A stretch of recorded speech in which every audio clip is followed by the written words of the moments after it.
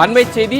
RSS அணிவகுப்புக்கு அனுமதி அளிக்கும் விவகாரத்தில் நீதிமன்றத்தின் பொறுமையை சோதிக்க வேண்டாம் என்று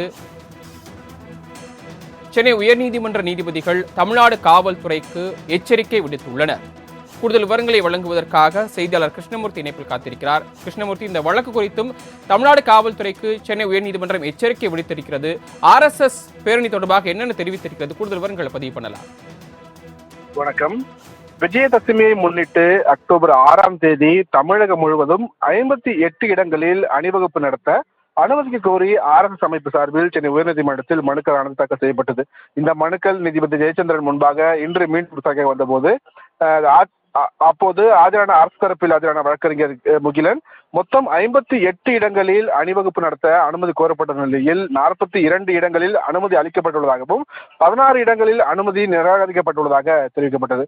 ஒரு மாவட்டத்தில் ஒன்றுக்கும் மேற்பட்ட இடங்களில் அணிவகுப்பு அனுமதி கேட்கப்பட்டதாகவும் பாதுகாப்பு வழங்குவதில் சிக்கல் இருக்கும் என்பதால் அது போன்ற இடங்களில் அனுமதி நிராகரிக்கப்பட்டுள்ளதாக காவல்துறை சார்பில் விளக்கம் அளிக்கப்பட்டிருக்கிறது.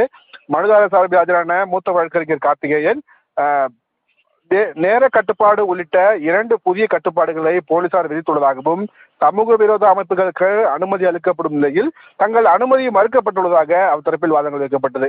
இந்த விவகாரத்தில் அரசும் காவல்துறையும் கண்ணாமூச்சி விளையாடுவதாகவும் அனைத்து மாநிலங்களிலும் தாலுகா அளவில் அணிவகுப்பு நடத்தப்படும் நிலையில் தமிழகத்தில் மட்டுமே ஒரு மாவட்டத்தில் ஒரு இடத்திற்கு மேல் பாதுகாப்பு வழங்க இயலாது என்று கூறுவதாக தெரிவிக்கப்பட்டிருக்கிறது.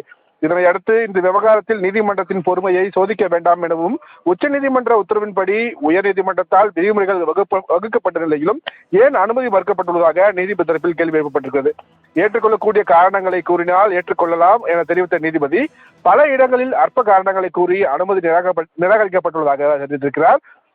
மேலும் ஒரு மாவட்டத்தில் ஒரு இடங்களுக்கு மேல் பாதுகாப்பு வழங்குவதில் சிக்கல் என தெரிவிக்கும் நிலையில் திமுகவின் பவர் விழா நிகழ்ச்சிக்கு ஒரே நாளில் பல்வேறு இடங்களில் எப்படி பாதுகாப்பு வழங்கப்பட்டது என்று நீதிபதி தரப்பில் கேள்வி எழுப்பப்பட்டது. இதையடுத்து அனுமதி மறுக்கப்பட்ட 16 இடங்களில் அனுமதி வழங்குவது குறித்தும் ஏற்கனவே அனுமதி வழங்கப்பட்ட இடங்களில் விதிக்கப்பட்ட நிபந்தனைகளை மறு ஆய்வு செய்தும் தெரிவிக்குமாறு காவல்துறைக்கு உத்தரவிட்டு விசாரணையை 4 தினத்தில் தள்ளி வைத்து உத்தரவிட்டிருக்கிறார் சரவணன். RSS பேரணிக்கு அனுமதி வழங்காத தமிழ்நாடு காவல்துறைக்கு பல்வேறு கேள்விகளை எழுப்பி எச்சரிக்கை விடுத்திருக்கிறது சென்னை உயர்நீதிமன்றம். கூடுதல் விவரங்களை வழங்கியமைக்கு நன்றி கிருஷ்ணமூர்த்தி.